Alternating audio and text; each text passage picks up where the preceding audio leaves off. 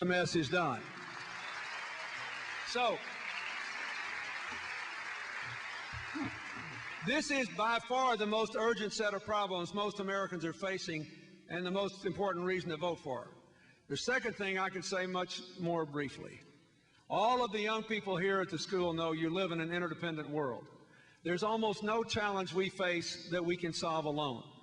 Global warming, not on a bet. Terrorism, the spread of nuclear or chemical weapons, a global health epidemic, the trading in human beings as human slaves, the rise in global organized crime and narco trafficking.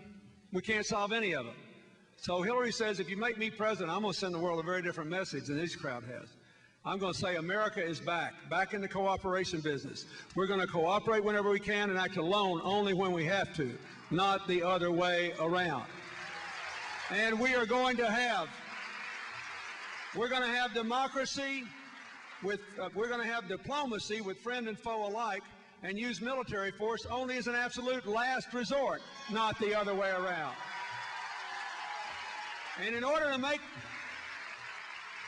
And she believes that in order to be credible on this, you got to follow through on the commitment that she has made to terminate our involvement in the ongoing conflict in Iraq and bring our troops home. But I want to say this is a simple applause line, but a complex issue. So I want to make full disclosure, because you may not agree with her plan, but you're entitled to know it. Let me say, I feel very strongly that she would be the best commander-in-chief. She is a member of the Armed Services Committee.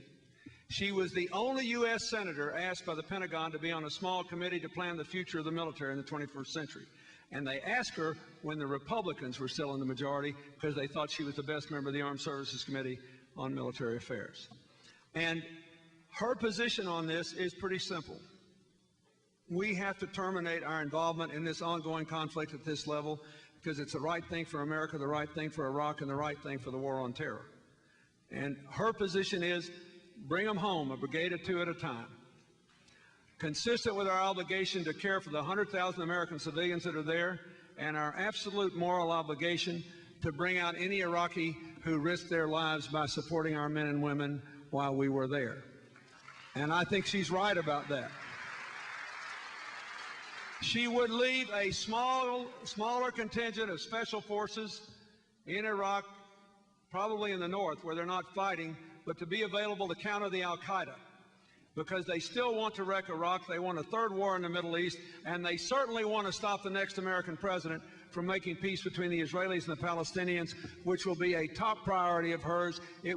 First, it is a just and decent thing to do to make them both secure, and second, it's the only way to take half the steam out of terrorism all over the world, of peace in the Middle East. If you want to do that, we've got to counter the Al-Qaeda. Otherwise, she would bring the troops home. And she thinks it's the right thing for the Iraqis, because if you've been following these hearings with General Petraeus, he's a very impressive man. He's a great general. He's done a good job there. But even he acknowledged that while we brought the level of violence down and created space for them to make the political decisions they needed, they didn't. Iraq is not going to be fixed until they decide to do two things, and you all know what it is. They got to figure out how to split the oil money. They got to figure out how to share the political power between the Sunni, the Shia, all the various tribes and other factions. They've got to do it. We can't make that decision for them. And Hillary believes if we do what Senator McCain says and tell them we'll be there 100 years, they won't make that decision. People don't make hard decisions until they have to. Just think about your own life. If your next door neighbor's house burned down and your neighbor had nowhere to go, you'd take your neighbor in, wouldn't you? We would. It's the American way. You don't have a guest bedroom, so what? You can sleep on the couch. We'd take our neighbors in, let them sleep on the couch for a month. Most of us would let our neighbors stay on that couch for 6 months. But if your neighbor is still on your couch after 5 years, what do you know? It's not about that fire anymore. It's about not having to get off your couch. That's where Iraq is now. It is not about the fire anymore. And Hillary believes it's the right thing for them to come home. But you should also know it's important for the war on terror. You know that the Al-Qaeda did 9/11. The leaders are still alive in the mountains between Afghanistan and Pakistan. They are making inroads back into Afghanistan, threatening a genuine moderate Muslim democracy that has the support of the whole world. When we are there, our NATO allies are there with us, and other people share the cost. The Commandant of the Marine Corps, to show you this is not a partisan comment, the Commandant of the Marine Corps said about 3 weeks ago, he said, look, I know we need 3,500 more Marines in Afghanistan, and I'll send them, but I can't leave them there very long unless you let me bring the Marines home from Iraq. And that brings me to the last point.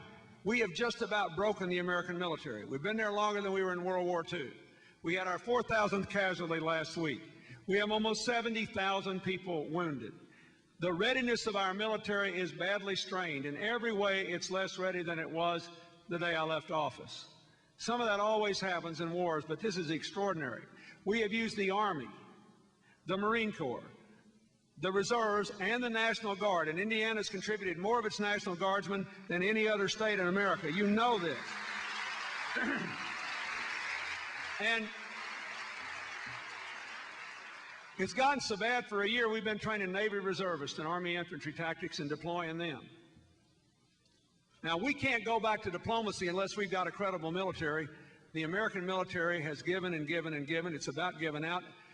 People don't want to re-up. There was a horrible article last week that you probably saw about mental health problems among service people going up as they had to do the second, the third, the fourth tour, more family breakups, more family violence. We have done what we were asked to do. Our young people have done a good job. It is time to bring this stage of it to a close, and she will do it, and do it in the right way if you elect her. And let me say, it is no accident that she has the endorsement of 2 former chairmen of the Joint Chiefs of Staff and 35 retired generals and admirals, because they trust her to do this, and they trust her to do one more thing too, which is to take care of the veterans. And that's a big deal. Hillary said, she asked me never to discuss this without telling you that if you elect her president, she will not permit America to make the shameful mistake we made after Vietnam and confuse an unpopular war with our obligation to the people who serve in it. It is very important. And let me tell you, I bet there's not a single college student in America that'll vote on this, but you mark my words, if the next president doesn't handle it, you will feel sick 20 or 30 years from now. I know. There are about 200,000 homeless veterans in America today. Almost all of them are Vietnam veterans suffering from their generation's version of what you call post-traumatic stress syndrome. And if they'd all had counseling and mental health care and a veterans home to live in, little job training, Lord knows what their lives would have been like. Hillary's still in the Senate trying to get them in rental housing and get them off the streets. I mean, it is a nightmare. And we have to live with that every day because we walked away from them. As a nation, she will never do that. And you should want a president who will stick by these people. And I'm going to tell you, on the Armed Services Committee, she passed legislation to get body armor to them, to raise the family survivors' benefits when somebody's lost in battle. Really important in Indiana, she passed a bill that says that members of the Armed Guard and Reserves, when they serve, when they come home now, they get the same health care benefits for life that regular military personnel do. It's a huge deal in Indiana for the members of the National Guard. A big deal. When we were in the White House, she asked to be the person responsible for making sure Vietnam veterans exposed to Agent Orange were taken care of. This is something she cares about. You need somebody in the White House that gets this. This is a big responsibility. She passed a bill to test every person that comes out of Iraq and Afghanistan for traumatic brain injury. And this is something that's really important. One reason I support biomedical research so much, there are thousands and thousands of your fellow Americans that were just near these roadside bombs when they blew up. And it rattles their brain inside their skulls and severs these neural networks that all of us have been forming since we were infants. And you'd be amazed at all the variety of mental problems they have. A few months ago, Hillary told me about this. Man, she was visiting Walter Reed Hospital, but because she's on the Armed Services Committee, and because New York's the home of the 10th Mountain